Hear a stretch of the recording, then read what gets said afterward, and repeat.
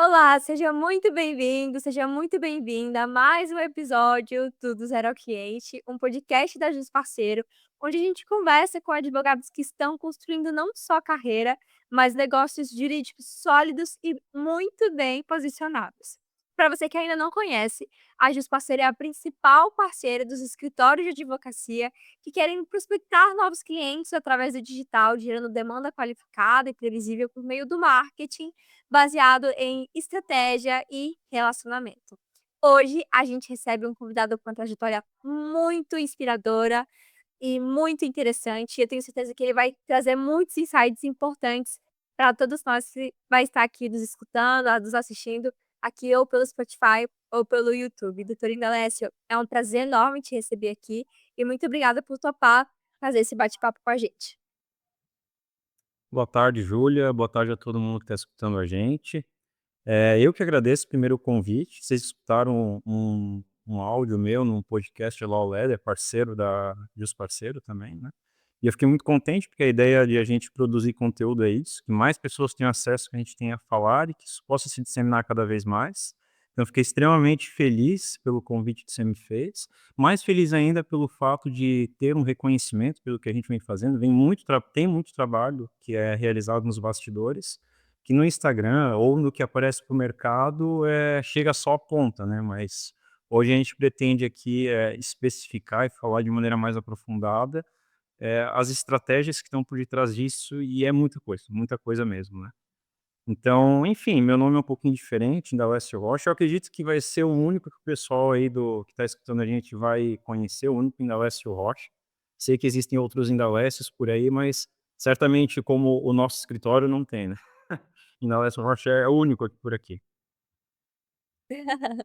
Bacana, olha, eu tenho certeza que tudo que você vai trazer aqui vai agregar bastante para quem está nos escutando. E eu acho que para a gente começar da melhor forma possível, é nós entendermos como foi o início para você, sabe, o início, não como advogado, mas como estudante de direito. O que que te levou a escolher o curso de direito? Uhum. Então, Ju, é engraçado que assim, ó, a gente participa de bastante cursos, bastante grupos de network aqui em Joinville. O nosso escritório é de Joinville, embora a gente atenda o Brasil inteiro, nosso escritório tem sede em Joinville. E às vezes era comum, assim, algumas pessoas olharem e falarem: "Meu Deus, esse guri é guri de apartamento". Sabe aquela ideia de almofadinha e tal? Porque, enfim, a gente tem um posicionamento nas redes sociais hoje. Mas a grande verdade é que eu não vim de família rica, de maneira alguma. Na verdade, eu era bem fodido da vida, assim, a família daí tu pode colocar um pizinho ali nessa no que eu falei agora, mas, vim de família bastante humilde, bem pobre mesmo. Minha mãe nasceu em Blumenau, meu pai nasceu em Monte Castelo, uma cidades aqui de Santa Catarina. E por alguma razão, o meu pai, minha mãe, meu tio, tentaram pensaram em tentar a vida em São Paulo, e ali que eu acredito que finalzinho dos anos 80, 89, 90 foram para São Paulo, e eu acabei nascendo em Suzano, uma cidade da Grande São Paulo. Pra gente a vida não deu tão certo em São Paulo, em Suzano. E daí quando eu tinha 7 anos eu acabei voltando, a nossa família acabou voltando para Santa Catarina para recomeçar. Meu pai faleceu quando eu tinha 7 anos, então fui basicamente criado pela minha mãe, pelo meu irmão, né, acabou assumindo esse encargo, com todos os problemas que isso vem para a família, né, porque sempre tem essas situações, mas voltamos para Santa Catarina, e com 12 anos eu comecei a trabalhar em padaria. Então precisava pagar boleto, tinha contas a pagar, né, não tinha como é aquela coisa, a pessoa que vem de família pobre não tem muito o que ficar reclamando, tem que colocar a mão na massa e fazer acontecer para as coisas darem certo. Então com 12 anos eu comecei a trabalhar, até os 17 anos eu trabalhei com até os 18, acredito, eu trabalhei em padaria, assim, cheguei a virar, chefe de departamento e tal, né, com pouca idade já gerenciava equipes ali, pessoas bem mais velhas do que eu. E eu sempre tive assim, uma predisposição muito grande a pensamentos abstratos. Então, a filosofia, quando eu vi ela pela primeira vez no ensino médio, ela me atraiu muito. Era a disciplina que a única pessoa que gostava, de fato, era eu. Era o único que queria ter a aula, que queria ter contato com o professor e tal. E no finalzinho do ensino médio, lá pelos 17, 18 anos, quando a gente decide o que a gente vai fazer da vida, eu queria muito estudar filosofia. Eu queria fazer a graduação em filosofia, porque eu sentia uma proximidade com isso. Mas a grande verdade é que, de novo, assim, quem vem de família pobre, não tem um respaldo no sentido econômico da palavra, não tem muitas opções para, né, opções do que pode ou não fazer, sem levar em consideração os reflexos econômicos e financeiros que você vai ter na vida daquela pessoa. Bom, obviamente que, infelizmente, ser professor no Brasil não é uma tarefa fácil, infelizmente, né, a gente sabe, tem que trabalhar, a vida como ela é. Então eu sopesei ser professor de filosofia, avaliei as projeções de futuro, vi que talvez não eram tão promissoras assim. Então eu peguei a grade curricular de filosofia, comparei com outros tantos cursos, e aí eu decidi que a mais próxima, que se aproximava da grade de filosofia, era direito. Direito dá muito mais oportunidades do que o curso de filosofia.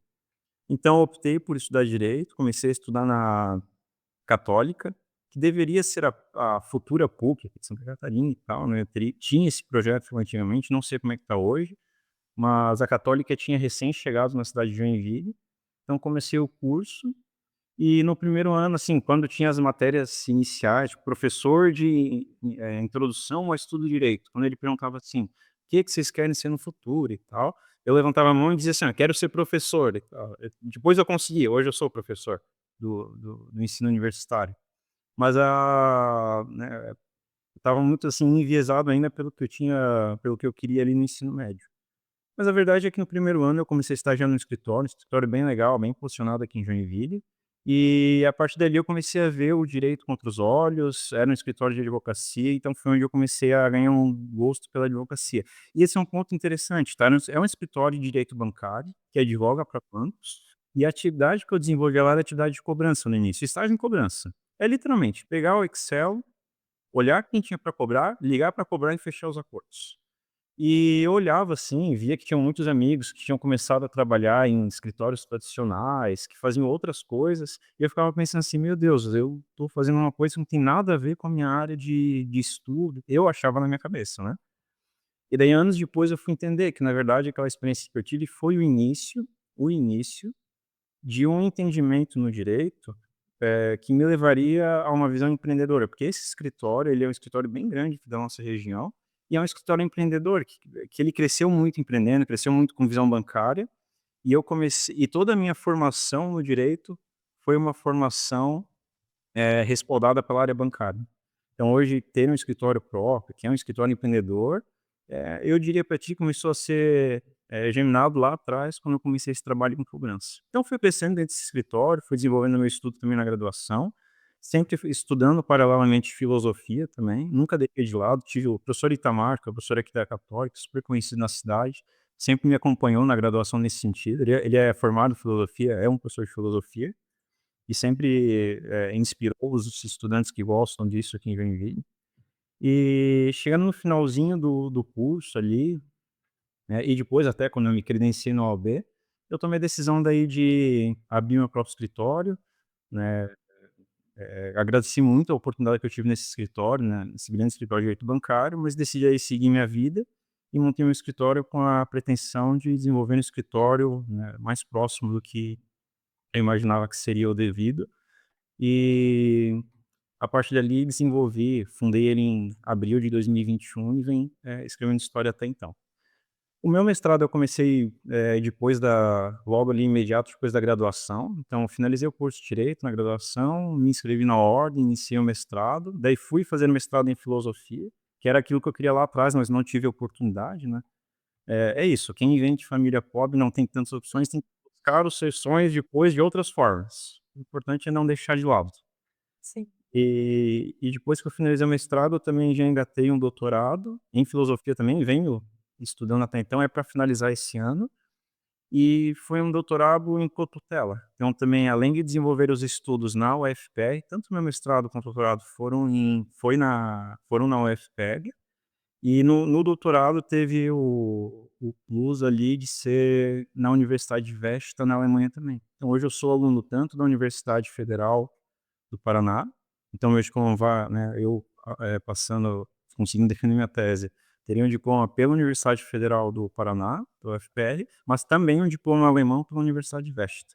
O que é bom porque, de novo, pensando tanto em network, mas quanto acesso acadêmico mesmo, isso gera diversas oportunidades na Europa, de ter tanto bolsas quanto oportunidades que talvez, se estivesse falando de como brasileiro, a gente não teria, né. Então isso foi muito positivo, assim. Meu escritório, ele começou pequeno, mas a gente tinha pretensão de escalar. Nesse meio tempo, obviamente, eu trouxe a visão de filosofia para o nosso escritório, isso permeia a gente no dia a dia, para assuntos de gestão de pessoas, para como a gente trata o nosso trabalho técnico, então a filosofia está muito presente no nosso dia a dia. E, enfim, eu diria para ti que, do ponto de vista da minha vida pessoal e profissional, essa é mais ou menos a história que teria para te contar.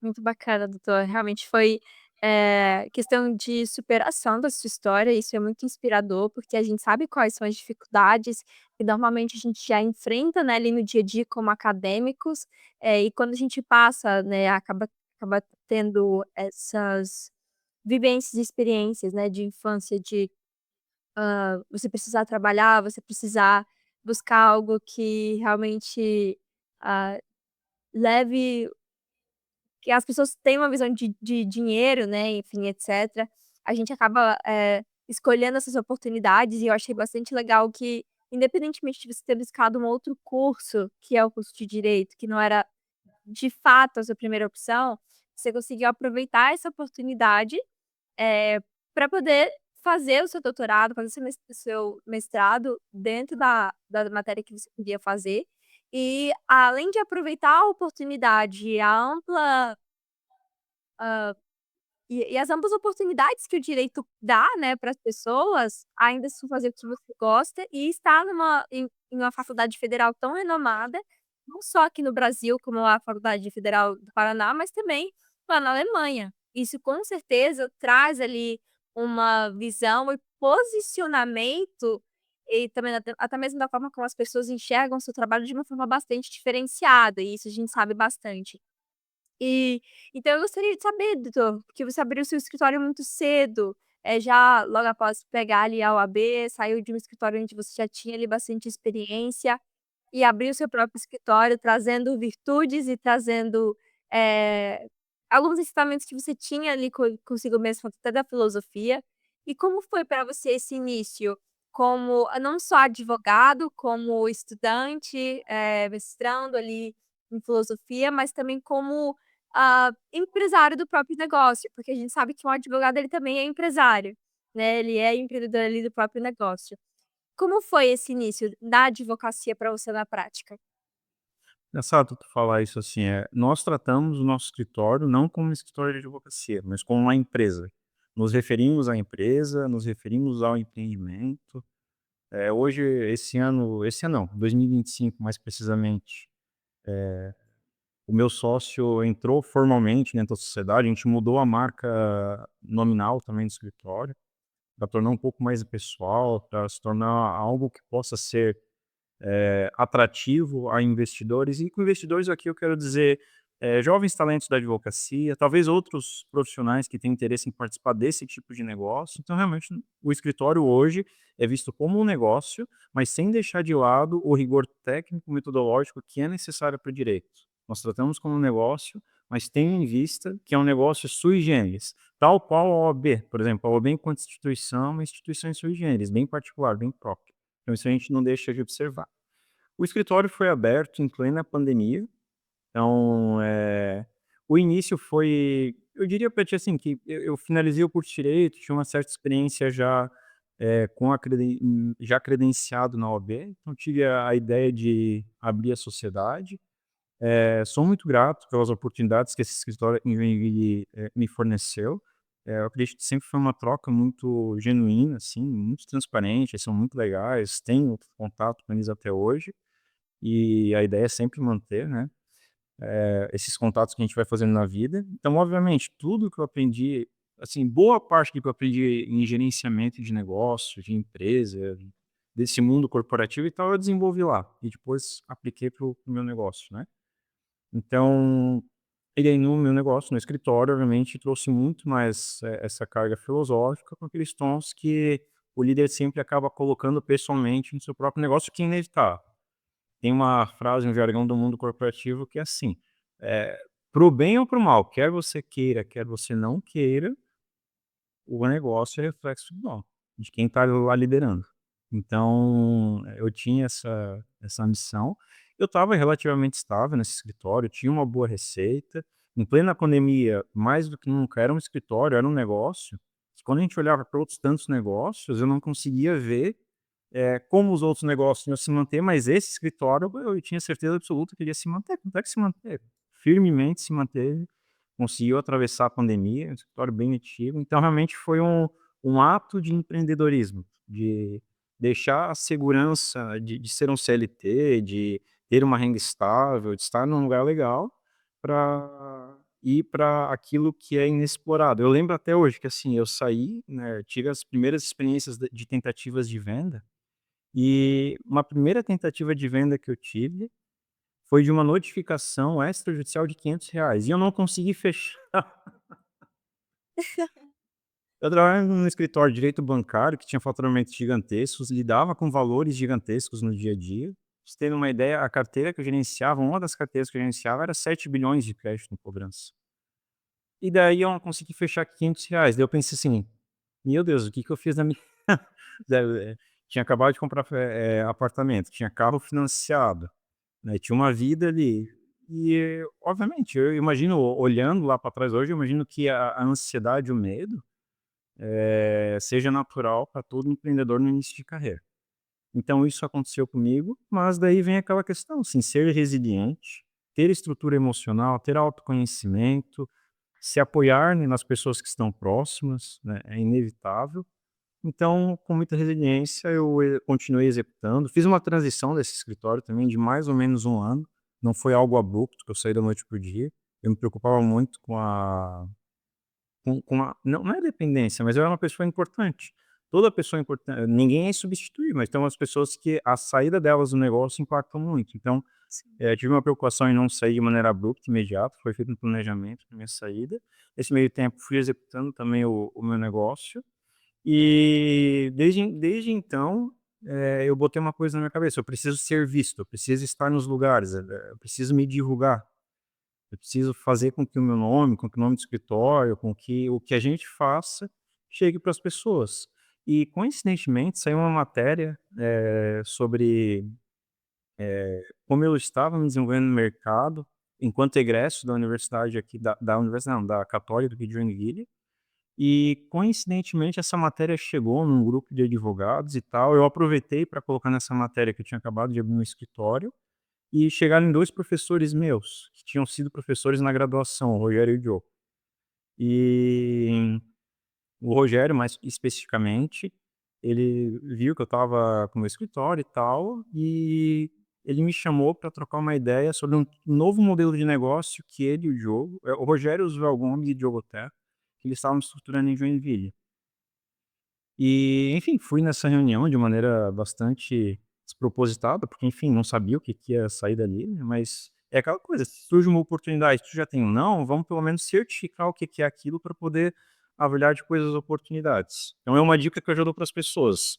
Primeiro, nunca perder nenhuma oportunidade, e segundo, nunca ficar esperando também. Se precisar bater com o pé na porta, bate, porque às vezes tem que criar suas oportunidades. Mas enfim, fui conversar com eles e foi apresentada a ideia do negócio. Era um negócio inovador, que reuniria diversos escritórios de advocacia sob uma mesma marca, que na época era a OGZ, e a ideia seria conseguir escala, massa, talvez não massa no sentido tradicional, mas conseguir entregar prestação de serviço jurídico em escala, full service, mas com alta qualidade, a qualidade boutique mesmo. E a estratégia que os 2 desenvolveram para isso era ter numa mesma marca forte diversos escritórios de advocacia que pudessem, de uma maneira mais ou menos autônoma, prestar esses serviços dentro de especialidades que cada um tinha. Obviamente, o conhecimento que eu tinha em direito bancário, essa parte de lidar com, empresas em crise, que lá de trás, já quando eu estava no finalzinho da faculdade, ou pensando já no meu escritório, o que eu tenho hoje, o que nós temos hoje enquanto escritório, ele já foi planejado lá atrás. Isso é uma característica nossa, a gente tem planejamento para 10 anos. As coisas que estão acontecendo hoje, no seu geral, elas foram planejadas já há algum tempo. Então, lá atrás eu já tinha essa ideia de nichar, de se especializar em reestruturação de empresas, em ter um foco voltado para isso. Então, obviamente que isso já atraiu para esse hub de negócios. Essa é a melhor forma de colocar o que foi a Orgazem Joinville, um hub de negócios da advocacia. Então eu iniciei com eles, fiquei aproximadamente 4 anos no modelo de sociedade. Na verdade era eu só naquele momento, no início, né. Era um modelo de negócio diferente do que eu estava acostumado. Então esse escritório anterior era um escritório muito mais de massa, advocacia bancária, aqui massa no sentido tradicional, mas sempre muito preocupado com gestão, né, sabe fazer gestão, sabe como tocar o negócio. E essa nova realidade que queria escalar era mais uma advocacia artesanal, próxima do boutique, que não tinha essas estratégias de gestão. Então, foi uma realidade nova que eu, enfim, tinha conhecimento para contribuir, uma das foi isso que uma das algumas das razões pelas quais também me chamaram para conversar. Ofereceram a oportunidade de integrar esse hub, eu iniciei, fiquei aproximadamente 4 anos e fui desenvolvendo as atividades do escritório, paralelamente também aprendendo esse novo modelo de negócio que estava em construção. Na verdade, ninguém sabia muito bem o que que era, tinham-se diversos planejamentos, mas é aquela coisa, né, um planejamento, por mais bem feito que ele seja, é a execução dele que vai determinar como ele vai ser de fato, quais vão ser os resultados, etc. Então, os 2 primeiros anos ali você ia perguntar alguma coisa? Não, não, pode continuar. Os 2 primeiros anos foi de, eu diria assim, de entender melhor o modelo, de adequação, e os outros 2 anos foi de realmente de execução e alavancamento do negócio. Nesse meio tempo surgiu a oportunidade de, no doutorado, eu fazer um intercâmbio para a Alemanha. Então a Gesem, em especial o Rogério, o Diogo, apoiaram muito isso, incentivaram. Eu me mantive trabalhando dentro do possível ali, conciliando o doutorado com o escritório.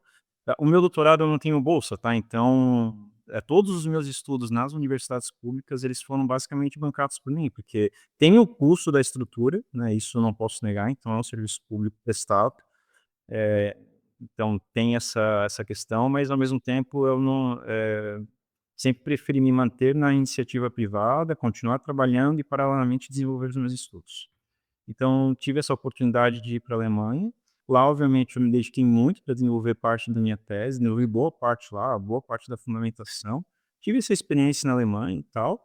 E no finalzinho do doutorado, finalzinho do período que eu estava lá, na verdade, também surgiu essa necessidade de revisar o planejamento estratégico do escritório.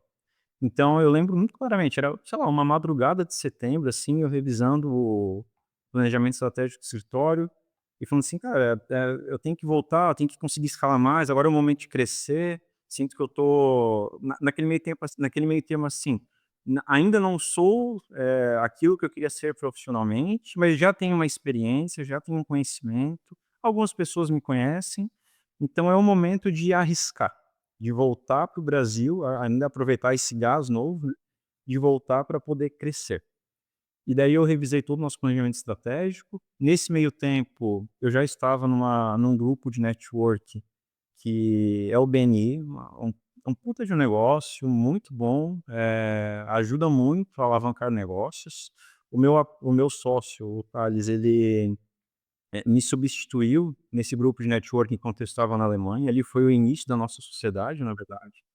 Então eu estava era setembro, assim, de madrugada na Alemanha, eu peguei e revisei o nosso planejamento estratégico e desenvolvi uma ferramenta de avaliação de contrato, no Excel mesmo.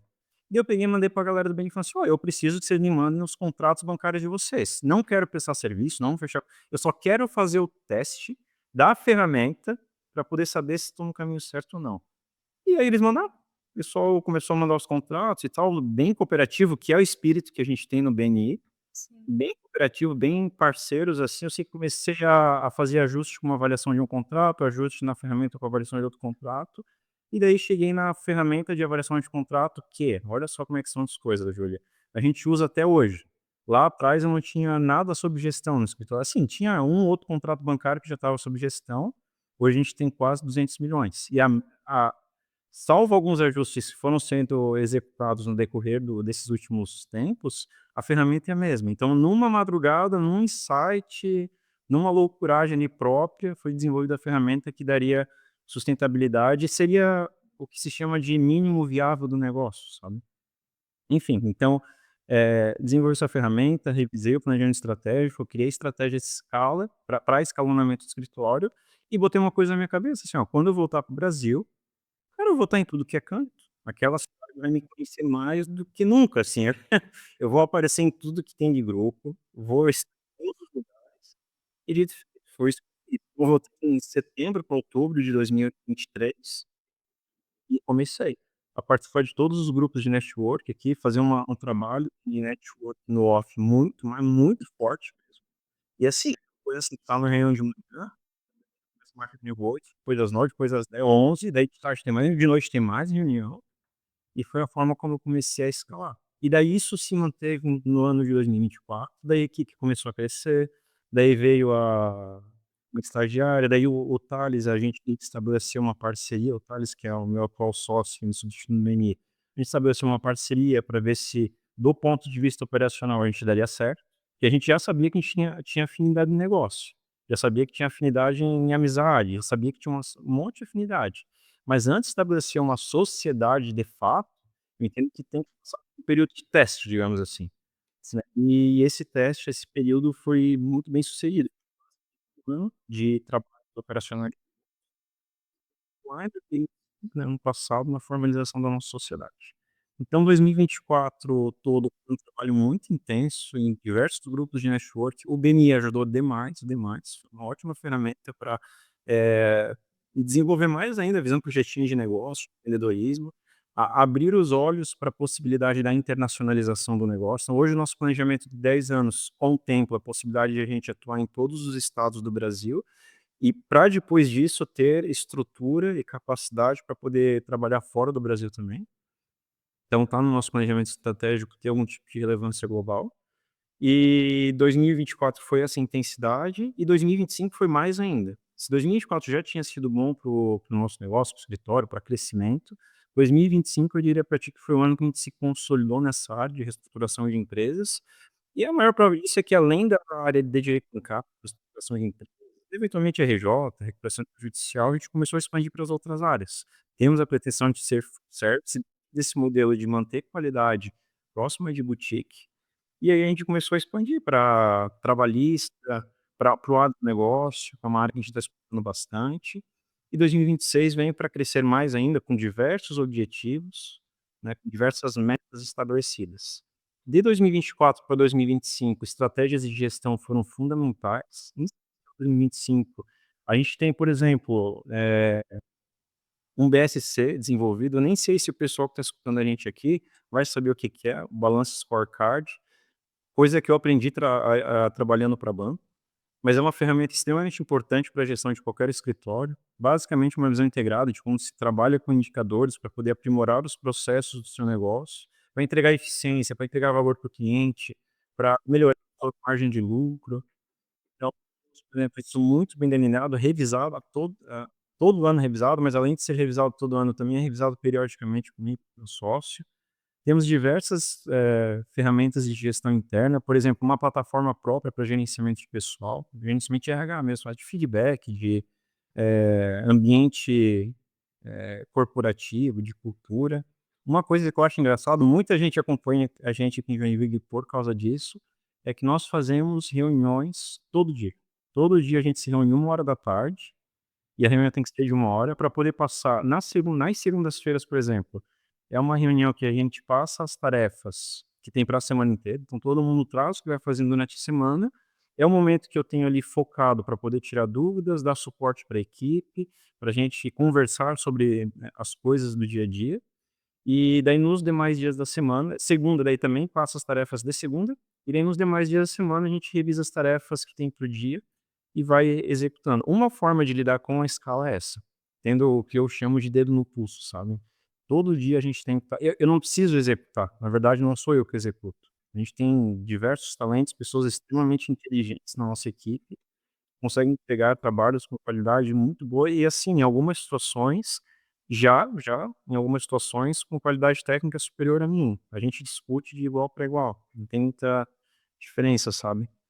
Então, uma forma de lidar com a escala é tendo esse dedo no pulso, fazendo gerenciamento diariamente.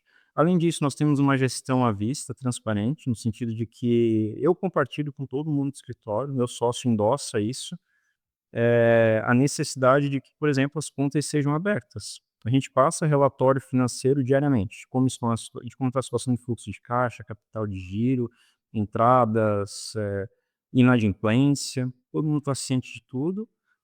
Nós temos um comercial institucional, então, nessa reunião operacional, os números do institucional começam a ser passados, até para a gente alinhar como está o financeiro da empresa, com o que tem no comercial, em cada empresa. O conteúdo do direito é diferente. A gente não pode tratar a prestação de serviços jurídicos da mesma forma como a gente trata um call center, marketing, outros tipos de prestação de serviços. Não estou sendo arrogante em relação aos demais empreendedores, mas a prestação de serviço jurídico, ela tem peculiaridades que precisam ser observadas. Sim, com certeza. E tudo isso que você trouxe aqui para nós realmente nos faz, pensar que isso é muito mais além do que a faculdade de direito ensina, né. Porque você tá ali aprendendo o bruto do direito, o papel ali, a lei, mas como você gerenciar o próprio negócio, como você lidar com todos os seus clientes, gerenciar o seu escritório, são coisas que a faculdade em si não ensina. Então é importante que a gente acabe buscando, conhecimento além, principalmente para quem tem esse sonho de conquistar e construir o próprio escritório. E eu acho que, na verdade, mesmo que não tenha, né, acho que cada advogado tem seu espírito ali empreendedor, e é preciso organização, é preciso relacionamento, não só com os clientes, mas também com a equipe. Então isso que vocês têm desenvolvendo, que vocês vêm desenvolvendo, é muito realmente muito essencial, doutor. E agora, até em uma relação, eh, sobre essas questões de demandas, né, de como que vocês têm construído hoje no escritório, a gente levando um pouco mais para o digital, a gente sabe que são abordagens diferentes, da mesma forma que você trabalha o digital na área previdenciária, não é da mesma forma que você trabalha no digital, na questão empresarial. Como vocês têm se posicionado hoje nas redes sociais e qual o impacto que você tem enxergado desse posicionamento no seu escritório hoje? Então, eu falei para ti que numa madrugada de setembro, na Alemanha, tive o insight de voltar e querer estar em tudo que é canto da cidade, né. Então a estratégia do escritório desde o início foi muito off, foi muito estar nos lugares, aparecer mais nos lugares e menos nas redes sociais. Mesmo porque eu não era uma pessoa muito próxima das redes sociais. Meu Deus, eu estudei direito e filosofia, não é quase natural ter uma aversão às redes sociais. Hoje eu estou um pouquinho, eu diria assim, mais fluente nas redes sociais, mas ainda assim não é, de longe, não é próximo de advogados que já, iniciaram o escritório dessa forma, né. Então talvez seja um pouquinho diferente o modelo. Mas uma coisa que a gente notou na execução da estratégia off, é que independentemente da estratégia que o escritório adote, ter a presença no digital é importante, talvez tão importante quanto a presença no off, porque é importante as pessoas te conhecerem no off, obviamente, né, network para nós, dentro da nossa experiência, o network que se faz no dia a dia, a rede de contatos que você constrói no dia a dia, ela que vai te trazer referências e indicações que têm um valor agregado, então um ticket médio de honorário maior, por exemplo, certamente vem de uma pessoa que já conhece o teu trabalho, que já teve experiências positivas contigo, que viu o teu resultado e a partir daí vai fazer uma indicação, porque criou um vínculo de confiança e de credibilidade, o que em certa medida nas redes sociais acaba, embora exista, eu acredito, assim, eu tenho razões para acreditar que o nível de credibilidade que se cria é muito inferior àquilo que se tem no dia a dia, no olho a olho, no tete a tete, N razões, a gente precisa aprofundar aqui, mas me parece um fato muito claro. Então, embora a estratégia editorial sempre tenha sido muito focada no off, as pessoas procuram as redes sociais, procuram o digital para algumas razões muito claras, assim, para nós. Validação de conteúdo. Então, assim: "Ah, cara, esse cara fala que faz isso, então vamos ver o que que ele tem publicado". Ainda mais no direito, que ainda é uma atividade intelectual. Então, você ter publicações, eu sempre, né, hoje eu sou professor universitário, esqueci de falar isso para ti, mas eu leciono, já fui coordenador de curso de direito, leciono em universidades aqui na região, e eu sempre falo para os estudantes assim: publiquem artigos, aprimorem a sua capacidade de escrita, tenham uma boa compreensão da língua portuguesa, que é o mínimo que a gente tem que ter para poder trabalhar no direito, façam bons textos, tornem isso público em bons periódicos, porque isso, como o direito ainda é uma atividade intelectual, ainda é, a gente não pode esperar de maneira alguma, mesmo porque os problemas complexos, por exemplo, a atividade empresarial gera muitos problemas complexos. E você vai conseguir resolver esses problemas complexos com criatividade intelectual. Essa é a grande real. Não tem como fugir disso. O direito demanda estudo contínuo e estudo aprofundado, com rigor, com metodologia. Então, o cliente sabe disso de maneira intuitiva. Ele vai procurar o que você publica, o que você fala, eventuais resultados que você já teve. Obviamente tem as vedações naturais da OAB a compartilhamento de resultado, que vem sendo muito questionado e se tem flexibilizações já em relação a isso, ou pelo menos debates de flexibilizações em relação a isso. Mas a gente não pode fechar o olho para o mercado e achar que o cliente não vai querer saber se tu já entregou o resultado em algum momento ou não. Seria trabalhar com uma utopia gigantesca, não pode ser assim. Então, de alguma forma você tem que demonstrar o que você já fez. As redes sociais é como se fosse uma vitrine para o advogado. A gente não é o varejo que tem algo para poder expor, né. E mesmo com as limitações da OAB, ter um Instagram mais ou menos estruturado, ter um LinkedIn mais ou menos estruturado, aparecer nas mídias de maneira mais ou menos estruturada, embora não seja garantia de que você vai conseguir, fechar contratos ou que você vai conseguir ter resultados pelo meio digital, certamente reflete na hora de você ter uma performance no off. Isso para a gente está muito claro, né, a gente tem diversas evidências, diversas comprovações nesse sentido. As pessoas nos conhecem, depois vão procurar a gente nas redes sociais, começam a acompanhar, veem os conteúdos, veem as nossas dicas, o que a gente compartilha, e a partir daí cria também confiança, corrobora com a nossa autoridade, em especial do ponto de vista de gestão do brand da marca, é extremamente importante. Então eu diria para ti hoje que a gente olha para o digital, gostaríamos de olhar para o digital como uma ferramenta de prospecção, de conseguir trazer contratos para o escritório, mas não é a nossa realidade. Hoje a ferramenta é muito mais de reforço de autoridade, de brand da marca, para conseguir ter um impacto maior no off do que propriamente conseguir ter uma prospecção no digital. Talvez a especificidade do nosso escritório gere esse tipo de particularidade do negócio.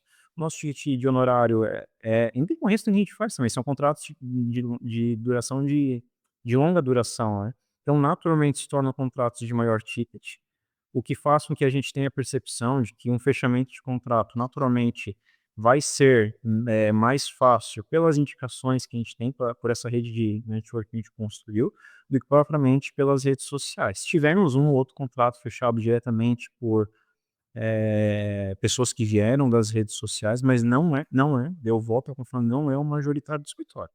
Hoje a gente se sustenta no off.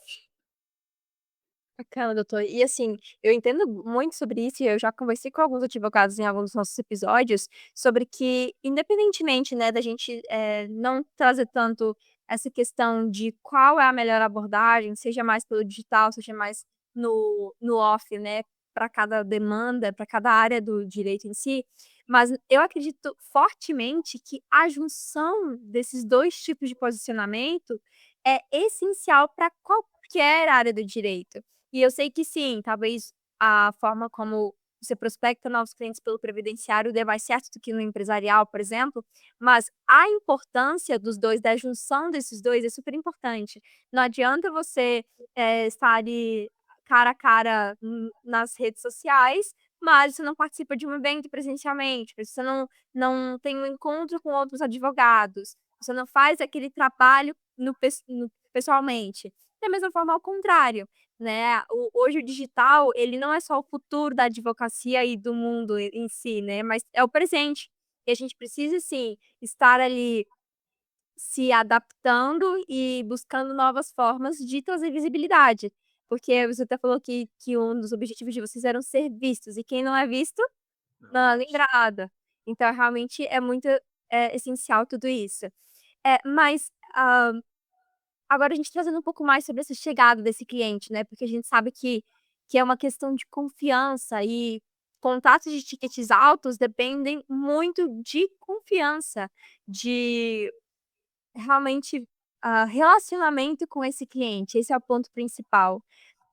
Você sente que o empresário hoje, ele tem fechado mais pela técnica que você mostra, ou essa confiança ainda é um pilar essencial para o fechamento de contrato?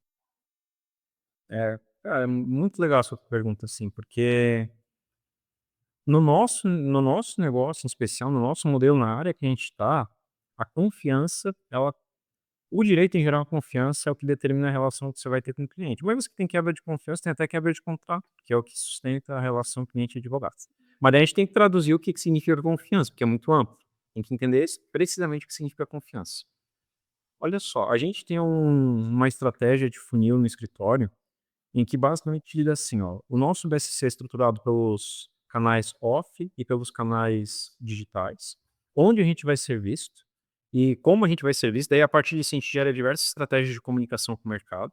Por exemplo, a gente tem um negócios de transformação, que foi um evento que o escritório promoveu e promove periodicamente. Ano passado foi mensal, esse ano a gente quer fazer a cada 2 semanas, para divulgar coisas que a gente faz no escritório, trazendo parceiros, clientes, amigos que estão no nosso ecossistema para poder ajudar a divulgar como a gente lida, por exemplo, com crise empresarial. A gente não tinha, olhando para o BSC, uma estratégia de comunicação externa nesse sentido com o mercado. A gente foi lá e construiu essa estratégia.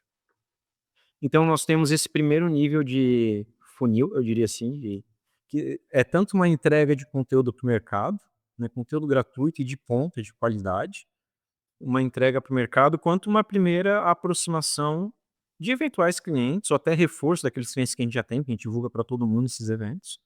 Então, os canais off e digital se tornam o nosso primeiro momento de funil de vendas. Depois disso, uma vez que exista o mínimo de interesse no nosso serviço, a gente tem o funil de vendas que a gente chama aqui de lead quente, que é um acompanhamento de follow-up, que a depender da situação pode ser a cada 15 dias ou a depender da situação mensal. A gente já teve situações nesse nível do funil de vendas, em ficar construindo relacionamento com um cliente que depois se tornou um ótimo cliente, com bons faturamentos, de 1 ano. Mais de 1 ano de relacionamento que a gente foi construindo. E, daí uma pessoa poderia falar assim: "Nossa, mas o teu custo de aquisição foi lá em cima". Eu falaria: "Não, o CAC não foi tão impactado, porque a gente basicamente mandava uma mensagem por mês". Ele estava nas nossas redes sociais, ele viu o que a gente fazia, curtia e tal, e essa uma mensagem no mês era mais ou menos assim: Olá fulano, tudo bem? Como é que estão as coisas esse mês? Como é que foi o desempenho da tua empresa? Como estão os números e tal?". A gente via que ele estava desenvolvendo bem o negócio, eventualmente caía um pouco, mas a gente foi construindo com ele uma preocupação com o negócio dele. O início do relacionamento se deu por, interesses, eu diria assim, interesses de negócio mesmo, sendo bem direto, bem franco. Tipo, ele se tornou meu amigo. Então, hoje a gente tem uma relação próxima, assim, e tal. Mas foi 1 ano e meio de construção de relacionamento com um cliente que trouxe bons honorários para o escritório, sabe, honorários de ticket médio alto, assim. Então, eh, aqui foi confiança, a construção é de confiança, mas depois a técnica precisou aparecer, o resultado precisa aparecer. Não tem relação na advocacia que se sustente. Ó, quem passou aqui atrás agora foi meu sócio, tal. Estamos no dia a dia do operacional aqui ainda. Eu não tenho sala no escritório. A gente optou por estar junto com a operação. Então, um outro diferencial mais próximo de empresa, talvez até numa pegada de startup, que os escritórios tradicionais em que trabalha meio que em silos, sabe? Em que é todo mundo junto. E a produtividade intelectual se mantém. Mas enfim, fechado parênteses, obviamente que a confiança ela se constrói com atendimento, com atenção, com carinho que você tem que ter. A gente é muito, eu sempre falo assim para os nossos estagiários, pro pessoal aqui, eles pegam às vezes uma ação de R$ 500.000, uma ação de 1 milhão, de 1,5 milhão, etc. E às vezes, como a gente está todo dia vendo isso, parece que são números banais, mas não são. Não são números banais. O cliente deposita confiança na gente, então a gente tem que ter carinho por aquilo que a gente está fazendo pelo cliente, que ele confia na gente. Então esse carinho precisa existir, uma preocupação precisa existir desde sempre, e isso precisa ser mantido no decorrer do relacionamento. só que também precisa ser sustentado com técnica. Seja uma técnica que vá trazer algum resultado para o cliente, na medida do possível, obviamente, sem garantir mundos, sem garantir fundos. A advocacia não é uma atividade de fim, um resultado que possa garantir resultados. Você tem ali perspectivas, expectativas, que dentro da média de experiência que você tem, você consegue apresentar para o seu cliente, mas jamais garantindo resultado. Ou então para gerenciar, se não é para entregar um resultado, pelo menos gerenciar aquele risco que ele já tinha e diminuir os impactos desse risco. No final das contas, o trabalho de advocacia é isso, ou trazer um resultado concreto, ou diminuir o impacto dos riscos que já foram implementados. Dito isso, essa técnica precisa aparecer. Porque a gente não está preocupado se você fez uma petição bem escrita ou não, embora a gente no dia a dia tenha que se preocupar com isso, é uma preocupação do escritório escrever bem, ser claro nos argumentos, apresentar os seus pontos de maneira direta, objetiva, para facilitar a vida do assessor, facilitar a vida do juiz, sem ficar usando, sabe, juridiquês, estratégias antigas de ficar repetindo a mesma coisa. Não, fala uma vez o que tem que ser falado, fala bem que ajuda o assessor, né? Não precisa ficar com medo de apresentar um argumento, às vezes achar que o juiz vai te marcar e vai atrás de ti. Não. A gente sabe que o assessor do outro lado quer uma petição limpa, clara, que ao final ele saiba que você esteja requerendo, e isso tudo faz parte da técnica do advogado, né. Mas o cliente, ele não se preocupa com isso, o que ele quer no final é saber o resultado, se ele vai ganhar dinheiro com aquilo ou não, ou o quanto ele vai deixar de perder, né, na diminuição dos riscos dele. Isso precisa aparecer. Certamente, se não acontecer isso, em algum momento o cliente vai questionar, tá, ótimo atendimento, super confiamos, mas e aí? É isso? E daí o mercado tá aí, vão ter pessoas que vão entregar resultado, vão ter pessoas que vão apresentar, meios para se conseguir resultados, que é inevitável. A advocacia, com exceção da pública, a advocacia privada, por óbvio, ela está sujeita às regras de mercado. Isso não tem como correr. Sim, realmente é a prática, né, é muito importante. E eu acho que o real trabalho, né, todo mundo conta muito com o resultado, as pessoas confiam muito no resultado também. Que claro, é o ponto principal, né, a pessoa tá precisando de ajuda, tá precisando que você resolva um problema, ajude ela a resolver um problema, então com certeza o resultado conta muito e pelo resultado a técnica é super importante. Mas pra gente, ir encaminhando, pra finalização, quando você pensa em 2026, doutora Indalécia, quais projetos ou mudanças vocês já sabe que você vai precisar pôr em prática para evoluir hoje no seu escritório? Olha só, a gente tem uma lista de parceiros que, de acordo com esse network que a gente fez, a gente vai construindo pessoas que são próximas. E que eu não tenha medo nenhum em compartilhar as visões do escritório. Na verdade, a gente até compartilha para poder, primeiro, criar empatia, conexão, para as pessoas saberem o que a gente está fazendo. E, por outro lado, para eles estarem atualizados nisso que a gente está fazendo. Então, eu vou te ler os objetivos que a gente tem para 2026, depois eu vou te falar um pouco sobre as nossas metas de longo prazo, tá bom? Então, só para você ter uma ideia aqui, ó. Mandei pro pessoal nessa lista de parceiros que a gente tem, né. 2026 oficialmente voltou, queremos construir algo mais sólido e estratégico ainda ao lado de vocês. Nesse novo ciclo, eu reforcei a entrada do meu sócio oficialmente, então antes a nossa marca nominal era Indalécio Rocha Advocacia, hoje é Rocha Hits Sociedade de Advogados, mais precisamente RR Sociedade de Advogados, a sigla. E a gente compartilhou os nossos objetivos para esse ano, que está lastreado em diversos números, tá? Isso aqui é só um resumo.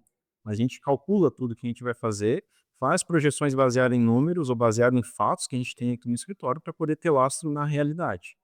Então, primeira coisa, assim, a gente quer, uma das metas do ano passado que a gente não conseguiu executar bem, a gente executou, mas não conseguiu finalizar. Era abrir um ponto de vendas em Florianópolis, então esse ano a gente quer estabilizar isso. Está dentro da nossa estratégia, porque Florianópolis, além de ter um relacionamento próximo do judiciário, também é muito bom para a nossa persona, é uma cidade estratégica.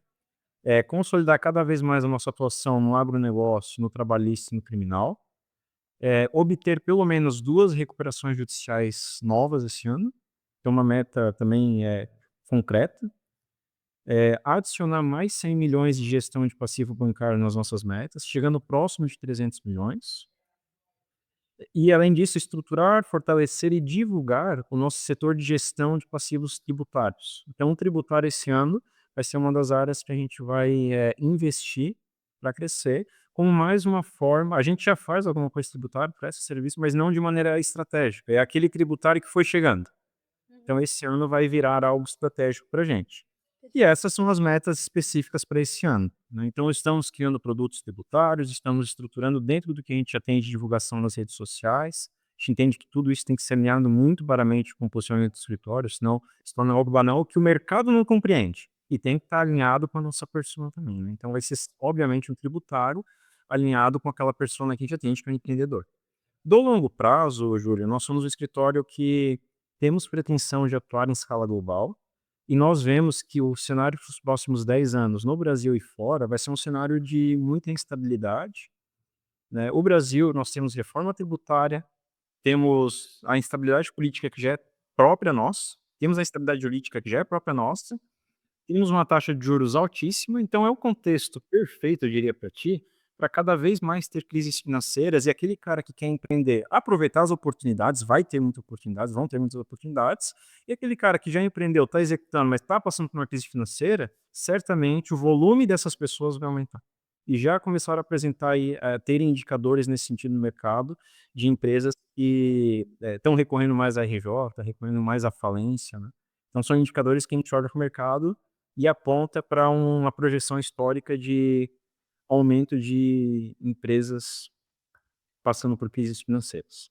Nos próximos 10 anos, a gente tem a pretensão de impactar 1 bilhão de negócios, em volume de negócios.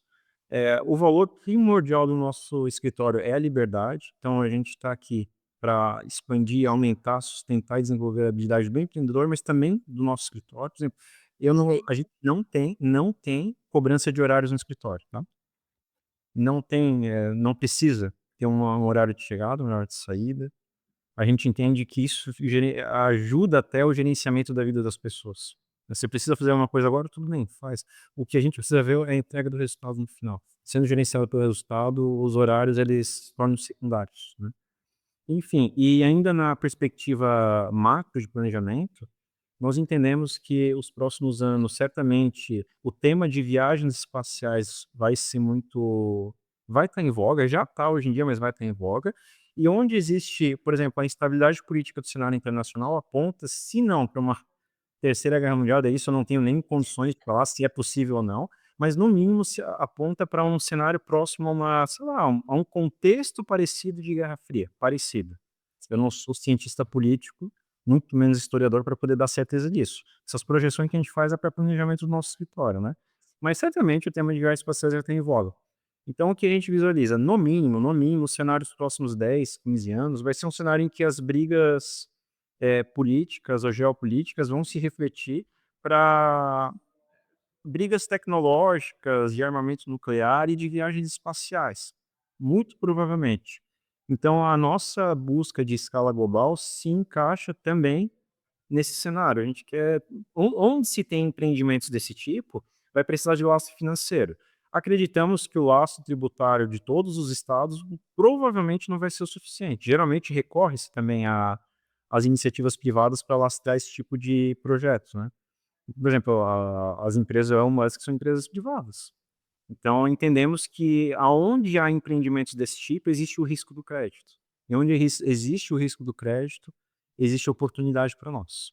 Então talvez possa ser algo utópico para alguns, muito idealizado, mas quando a gente fala em planejamento de longo prazo, e a gente vê os indícios do que eu falei aqui, existem diversos indícios do que eu falei, a visão de longo prazo não se torna algo tão banal.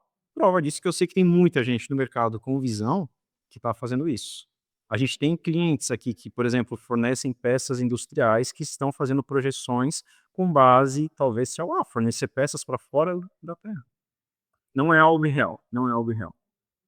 Eu acho que é importante que a gente, ao mesmo tempo que mantenha um pé no presente, né, agora, é importante que a gente também consiga imaginar os cenários possíveis, não para mas para realmente uma possível preparação, né, para que você não acaba não se deixando pegar de surpresa. E esses são pontos que eu acho que é importante para todo negócio, né, você, conseguir lidar com todos os cenários possíveis. E não só em relação a guerras ou a possíveis viagens para outros planetas, mas no sentido de até próprio economicamente no Brasil, né, a gente não sabe como que as coisas vão mudar daqui para frente. Então tudo, de certa forma, é muito instável, a gente não sabe nem o que que acontece no dia de amanhã. Então é importante que haja esse planejamento, eu acho que é principal e essencial para que mantenha uma seguridade para qualquer projeto que vocês possam desenvolver no futuro. E eu estou completamente impressionada e parabéns, doutor Indalécio, pelo trabalho que vocês têm realizado hoje no escritório, porque é um trabalho de muito posicionamento, de autoridade, de trabalho bem feito e de uma gestão muito bem preparada e capacitada, não só para poder lidar com os clientes que estão, né, vindo aí, mas até numa gestão de negócio, de relação entre parceiros, em relação entre sócios, entre equipe, que a gente sabe que é essencial para fazer um bom trabalho. Isso a gente sabe muito bem.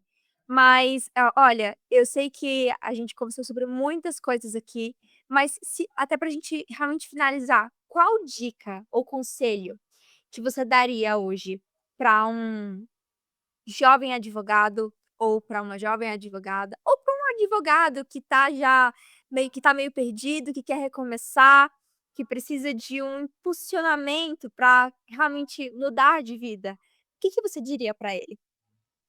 Legal a sua pergunta. O BNI tem isso, sabia? Uma das perguntas que a gente tem que necessariamente responder no BNI é isso. Qual que é a frase que resume quando te perguntam, essa frase nesse contexto que você me perguntou? Eu diria o seguinte, ó: não faz o que tu quer, não faz o que tu gosta, faz o que tu precisa fazer.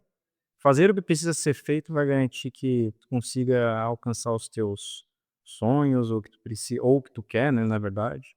Então é aquela ideia, o atender desejos imediatos, às vezes pode ser prazeroso, mas no longo prazo é insustentável. E a gente precisa olhar para a vida com o pé na realidade, entender os meios disponíveis pra gente, e fazer aquilo que vai atender o que a gente quer de fato, não os nossos desejos imediatos. Então fazer o que tem que ser feito. Perfeito. É engraçado, assim, que eu acho que cada experiência que a gente vive na vida nos reforça muito isso, né, de que é importante a gente sempre pensar em fazer o que a gente precisa fazer primeiro. E foi muito isso sobre essa história. Você fez o que você precisava fazer e, claro, buscou os seus sonhos, mas realmente fez o que, enfim, cabia, que você precisava fazer naquele momento. Mas a doutora Indeleste, nossa, eu tô completamente impressionada e super feliz pela sua participação, porque realmente, eh, eu sou a mais agraciada, né, por estar aqui à frente desses podcasts, e eu também vou ser, com certeza, bastante, beneficiada com todos esses ensinamentos. E eu tenho certeza que o pessoal que ficou aqui, que nos acompanha aqui até o final, com certeza vai sair daqui com bastantes insights valiosos que vão levar para a vida, não só para a vida acadêmica, mas também para a vida como profissional do direito. E, até para a gente encerrar antes, eu gostaria de fazer uma dinâmica com você, que eu sempre faço com todos os parceiros, que é um bate-bola.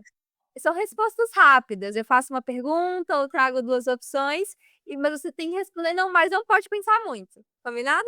Entendi. Pra Beleza. pegar aquilo que tá ali mesmo, né. Não pode ficar pensando muito não, a primeira coisa que vier na cabeça, tá bom.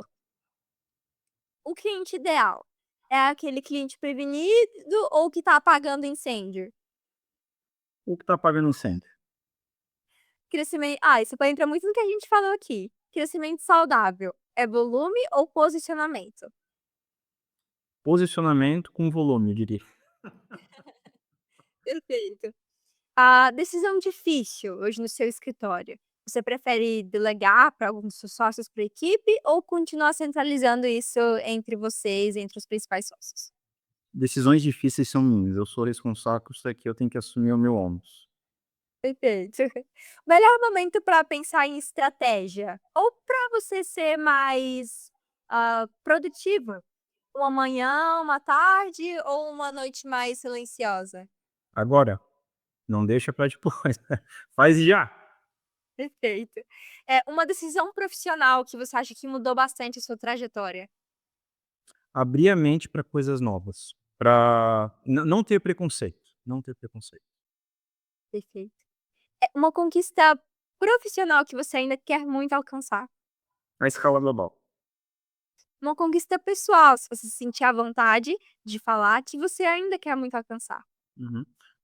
Um PhD nos Estados Unidos, eu diria. Legal. E um conselho direto para o ainda lá no início do curso de direito. Se planeja que vai dar certo. Respostas rápidas. Muito bom. É isso. Olha, tudo essa pra gente encerrar, qual advogado, que você indicaria, que você acharia muito legal para ter como nosso próximo convidado aqui do podcast?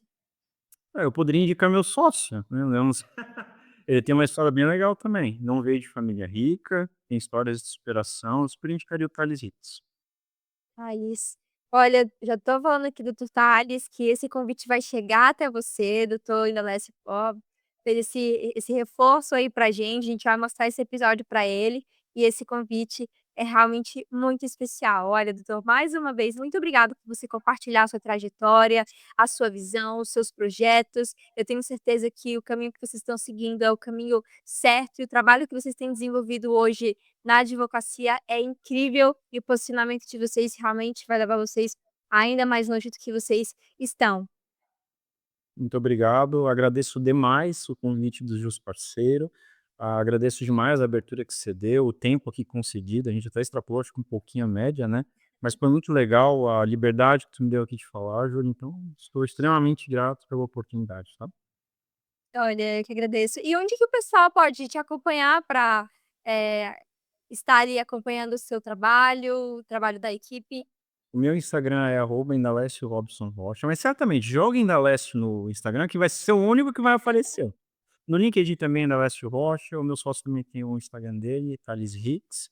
O Instagram do escritório é Rocha Hicks, ADV. Então me sigam nas redes sociais que tem muito conteúdo lá, e a gente tá todo dia posta muita coisa, todas as nossas reuniões a gente posta lá também. Tem muita coisa legal para se inspirar, insights do dia a dia, conteúdo sobre as nossas áreas, enfim, tá tudo lá. Perfeito. Olha, muito obrigada mais uma vez, muito obrigada para vocês que ficaram até aqui com a gente, que escutaram, e receberam esses insights maravilhosos do doutor Indalécio. E esse foi mais um episódio do nosso podcast do Zero ao Cliente da Agis Parceiro. Até o próximo episódio. Valeu, obrigado.